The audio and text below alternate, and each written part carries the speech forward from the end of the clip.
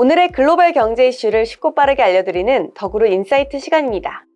국제유가가 $100 돌파를 앞두고 있는 가운데 아람코, 엑손모빌 등 대형 석유기업은 석유 수요가 2030년까지 하루 1억 1천만 배럴로 증가할 것이라고 전망했습니다. 마이크 워스 셰브론 최고 경영자가 18일 블룸버그와의 인터뷰에서 유가가 배럴당 $100에 도달할 것이라며 유가 상승에 대한 자신감을 내비쳤는데요. 실제로 브렌트유 가격은 지난 3월 저점 이후 30% 이상 상승했죠. 소비량이 사상 최고치를 기록한 데다 사우디와 러시아의 감산으로 공급이 타이트해진 영향인데요. 정유 업체들은 연료 생산 수요를 충족하기 위해 배럴을 늘리고 있습니다. 시티그룹 관계자 에드워드 모스도 올해 하반기 석유 수요 공급 전망을 조정하고 팍팍한 수급 속에 유가가 상승 흐름을 지속할 것이라고 예상했죠. 실제로 이날 뉴욕 상업거래소에서 거래된 10월 인도 서부 텍사스산 원유 가격은 전장보다 71% 오른 배럴당 $91.48로 장을 마감했습니다. 3거래일 연속 증가로 심리적 마지노선인 $90를 넘은 이후 상승세를 이어가고 있죠. 한편 2030년 석유 수요가 정점을 찍을 것이라는 전망을 정면 반박하며 석유와 가스 수요는 계속적으로 성장할 것이라는 주장이 나왔습니다. 아람코의 최고 경영자 아민 나시르는 세계 석유회의에서 석유 수요는 2030년까지 하루 1억 1천만 배럴로 증가할 것이라고 밝혔는데요. 그는 현재 에너지 전환에 대한 설명은 비현실적인 가정과 시나리오에 기반을 두고 있다면서 글로벌 에너지 안보와 친환경 에너지로의 합리적 전환을 보장하기 위해서는 석유와 가스에 계속 투자하는 것이 중요하다고 강조했죠. 엑손 CEO인 데런 우즈도 이 자리에서 석유와 가스가 널리 사용 가능하고 전원에는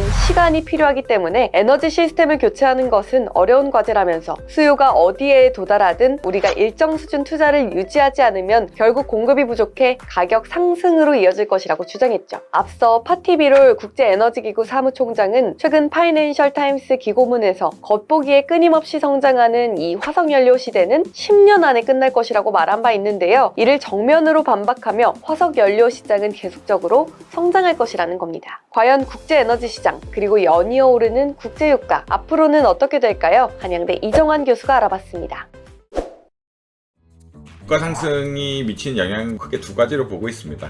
이른바 공급과 수요 차원의 문제인데요. 아무래도 이제 유가가 상승하게 되면은 직접적으로 이제 석유화학류 제품 같은 것에 가격에 영향을 미치고요. 이에 따라서 석유화학류 제품을 중간재로 쓰는 어떠한 다른 제품의 가격 역시 올라가게 됩니다. 이런 기업의 생산 비용 상승 채널은 늘 있다라고 이야기하고 화학산업 같은 경우에 이런 게 잘 드러나고 있다라고 보통 이야기하고 있습니다. 그렇지만 뭐 한국 경제에 더 파급력이 있을 수 있는 것은 이제 유가 상승과 동반한 다른 어떤 수요 감소의 이슈라고 말씀드릴 수 있는데요. 유가가 상승하게 되면 첫 번째로 다른 물건을 살 사람들의 구매력이 부족하게 되고요. 두 번째는 유가 상승이 보통 공급 문제에 대해 기인한 결국 경기 침체와 동반하는 경향들이 있었기 때문에 수요를 많이 위축시키는 상황들이 많이 발생할 수 있었다라고 보시면 될 것 같습니다. 특히 이런 채널이 발생하게 되면은 반도체라든지 이런 산업도 영향을 준다라고 이야기하고 있거든요. 반도체라는 게 세계 경기에 민감한데 유가가 오르게 되면은 세계 경기 하락, 경기 침체가 오면서 반도체 수출 같은 것들이 줄어들게 되고 오히려 유가 상승에 따라서 화학류보다 반도체 수출이 줄어드는 이런 결과 보고도 있는 정도로 우리나라 어떤 수요 변화에 되게 민감하게 반응하고 있다라고 한번 보시면 될 것 같습니다. 자동차 산업 분야는 이렇게 두 가지가 다 있는 분야인데 유가가 오르게 되면은 자동차 산업 분야에 있어서 아무래도 에너지 비용이 증가하게 되니까 자동차 수요가 줄어드는 경향들이 있고요. 경기 침체가 더불어 동반을 하게 되니까 이제 자동차 생산 같은 것도 많이 위축이 된다라고 이야기하고 있습니다. 사실 원론적인 답안밖에 없는데 국제유가 충격이 우리 경제에 미치는 영향을 어떻게 축소할 것이냐 뭐 이런 것에 대한 이슈가 있는데 가장 원론적인 답안은 이제 기후변화에 대처할 수 있는 탈탄소 에너지 쓰는 게 가장 대표적인 답안이라고 이야기할 수 있겠습니다. 아까 자동차 분야에 대해서 이야기했는데 자동차 분야가 이제 전기차로 지금은 휘발유 차지만 혹은 경유차를 쓰고 있지만 이거 전기차 분야로 바뀐다면은 사실 유가의 의존성이 조금 떨어지는 경향이 발생할 수 있거든요. 특히나 이제 신재생 에너지라든지 천연가스에 대한 원자력 발전에 대한 의존도를 높이면서 모빌리티 전환이 이루어지게 된다라 그러면 아무래도 이 석유 가격에 대한 유가에 대한 민감성이 좀 떨어질 수 있다라고 보시면 될 것 같고요. 유가가 결국은 에너지 가격 상승 자체, 그러니까 전기료 같은 것에 직접적인 영향을 미칠 수가 있기 때문에 이런 채널 자체를 조금 축소시키는 노력이 필요하다라고 보시면 될 것 같습니다. 두 번째는 원유 및 석유 제품 의존도를 줄이는 노력을 해야 된다라고 이야기하는데 이거는 산업 구조적인 문제이기 때문에 장기적으로 너무 지나치게 유가에 많이 의존하게 된 그리고 석유화학 제품을 이제 중간재로 써서 생산품을 하는 것에 대한 위험성을 인지하고 이런 것에 대한 관리가 좀 필요하다라고